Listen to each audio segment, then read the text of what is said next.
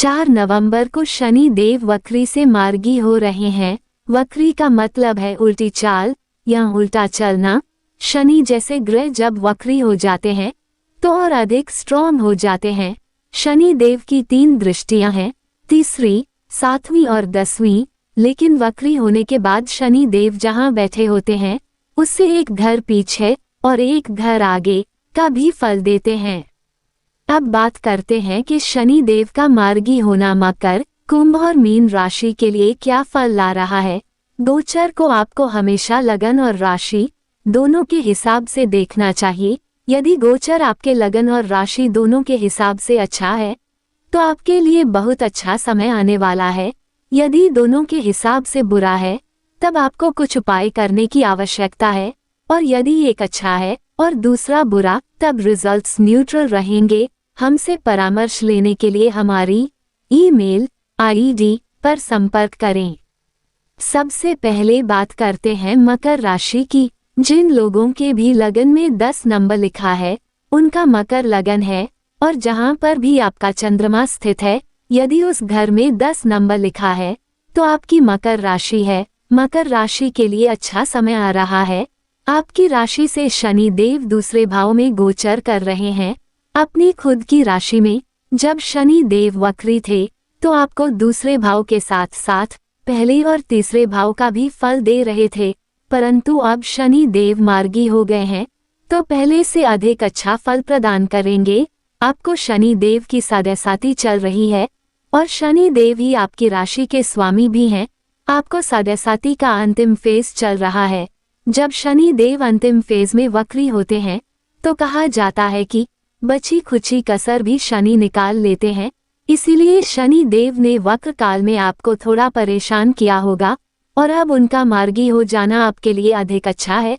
इस दौरान आपके साथ सबसे अच्छी चीज ये हो रही है कि राहु देव का गोचर आपके तीसरे भाव में हो रहा है, और जब भी किसी पाप ग्रह का गोचर तीसरे भाव में होता है तो ये बहुत ही अच्छे फल देता है। ऐसे समय में इंसान सब कुछ पा लेता है, बस वह इंसान आलसी ना हो, हिम्मत करे, मेहनत करे तो ग्रह उसे सब कुछ देकर जाता है। हर चीज किस्मत की बदौलत नहीं मिलती, परंतु ऐसा इंसान अपने कर्म से, अपनी मेहनत से अपने भाग्य को अपनी तरफ मोड़ लेता है और हर चीज पा लेता है। तीसरे भाव से राहु देव का गोचर भी आपके लिए जबरदस्त होने वाला है, और चौथे भाव से बृहस्पति देव का गोचर भी आपके लिए बहुत अधिक अच्छा होने वाला है। जब बृहस्पति देव जैसा शुभ ग्रह चौथे भाव में आता है तो ऐसे समय में व्यक्ति प्रॉपर्टी बनाता है। यदि आप बहुत समय से सोच रहे थे कि मेरे पास कब घर आएगा, गाड़ी आएगी या जमीन आएगी, तो यह वो समय है जिसमें आपको बृहस्पति देव सब कुछ देंगे। शनि देव का धन भाव में गोचर भी आपके लिए बहुत अच्छा है, परंतु शनि देव की एक बेसिक नेचर होती है, एक मूल स्वभाव होता है कि शनि देव कोई भी वस्तु आसानी से नहीं देते। तो धन भाव में बैठकर शनि देव एकदम से आपको धन नहीं देंगे।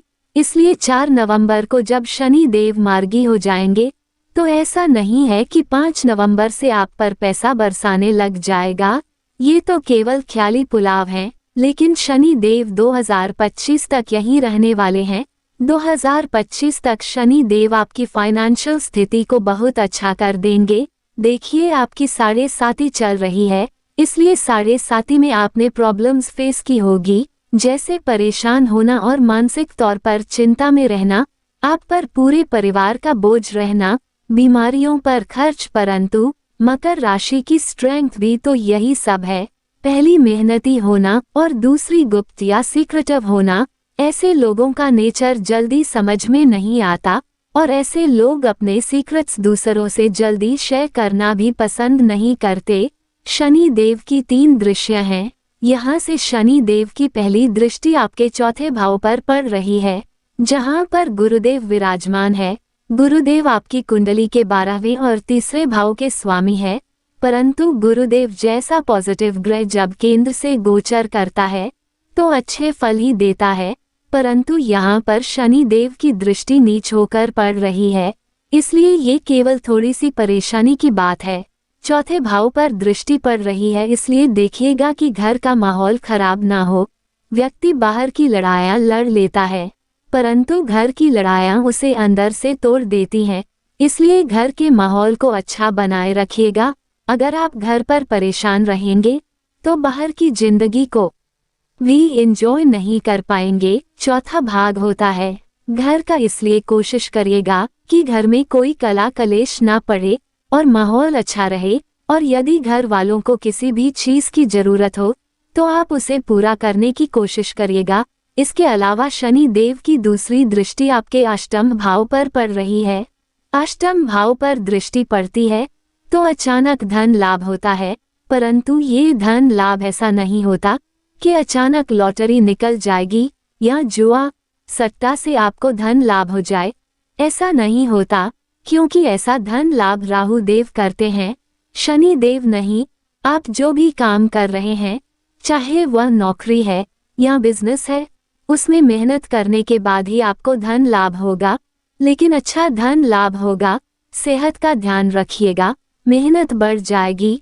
शनि देव मेहनत बहुत करवाते हैं, बस आपको आलस नहीं करना है, मेहनत करते रहना है, तभी आपको उसका अच्छा फल प्राप्त होगा। यह नहीं सोचिए कि मुझे इसका फल क्यों नहीं मिल रहा, क्योंकि फल 100% मिलेगा और अच्छा फल मिलेगा। और शनि देव की तीसरी दृष्टि आपके 11वें भाव पर पड़ रही है। जब धन भाव का स्वामी आपके 11वें भाव को देखता है तो महाधनी योग बना देता है।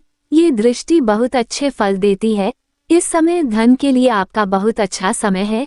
यदि आप प्राइवेट नौकरी करते हैं, गवर्नमेंट नौकरी करते हैं, पॉलिटिक्स से जुड़े हुए हैं या कोई भी और काम कर रहे हैं, सब में आपकी इनकम के सोर्सेस बढ़ेंगे और मल्टीपल सोर्स ऑफ इनकम आप बनाएंगे भी।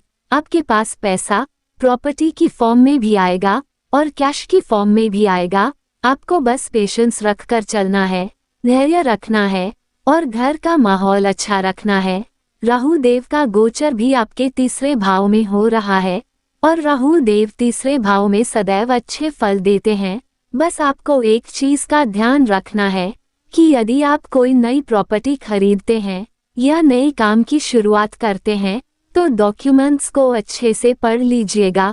किसी भी कागज पर या इंसान पर बिना सोचे समझे भरोसा मत कीजिएगा। इस दौरान आप सबकी सुनिएगा, लेकिन करिए वही जो आपको सही लगेगा। इस समय उतरती हुई सादेसाती है आप पर, इसलिए हनुमान जी की पूजा करनी आवश्यक है।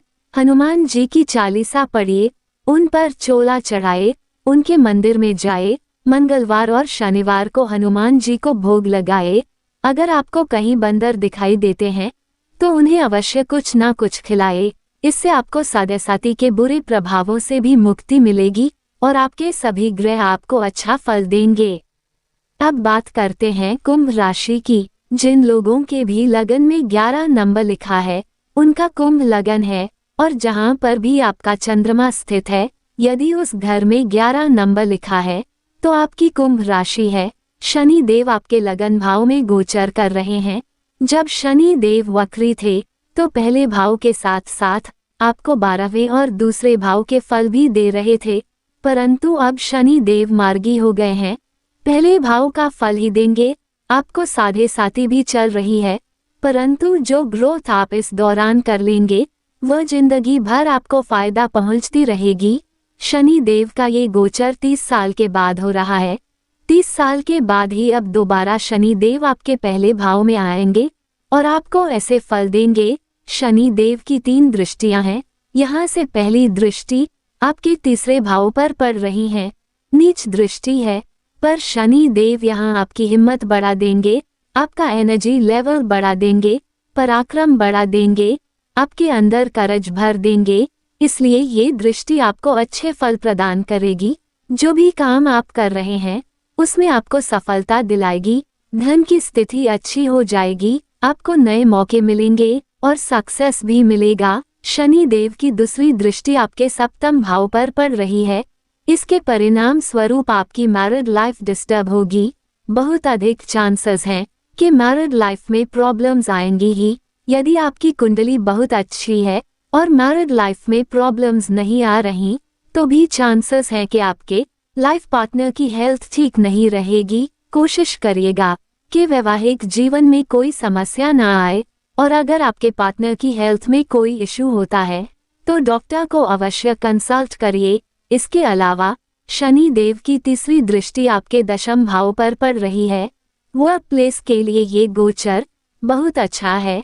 नौकरी मिलेगी, प्रमोशन मिलेगा, यदि ट्रांसफर हुई तो वह भी आपके मन मुताबिक होगी। रही देव भी आपके दूसरे भाव में विराजमान है, इनकी दृष्टि भी दशम भाव पर पड़ रही है। शनि देव धीरे चीजें देने के लिए जाने जाते हैं और राहु देव अचानक से चीजें दे देते हैं, इसलिए आप कोई भी काम एकदम से करने से बचें। जॉब स्विच करने का सोच रहे हैं तो नई नौकरी मिलने के बाद ही पुरानी नौकरी छोड़ने का सोचें। अचानक से किसी पे भरोसा ना करें। आपके लिए अच्छा होगा अगर आप जिस काम में हैं उसी में आगे बढ़ने की कोशिश करें। साढ़े साथी के कारण मानसिक परेशानी बनी रहेगी। आपको लगेगा कि कुछ अच्छा नहीं हो रहा है, परंतु आपको इसको नजरअंदाज करना है क्योंकि यह गोचर आपके लिए अच्छे फल लेकर आ रहा है। बस इस दौरान आपको हनुमान जी की पूजा करनी है। हनुमान चालीसा का पाठ प्रतिदिन करें, हनुमान जी को भोग लगाएं और भगवान विष्णु की आराधना भी करें। इससे आपको मानसिक शांति मिलेगी। अब बात करते हैं मीन राशि की। जिन लोगों के भी लगन में 12 नंबर लिखा है उनका मीन लगन है, और जहां पर भी आपका चंद्रमा स्थित है यदि उस घर में 12 नंबर लिखा है तो आपकी मीन राशि है। तो शनि देव आपके 12वें भाव में गोचर कर रहे हैं। शनि देव जब वक्री थे तो आपको 12वें भाव के साथ साथ पहले और 11वें भाव के फल भी दे रहे थे। ये समय आपके लिए अच्छा नहीं था।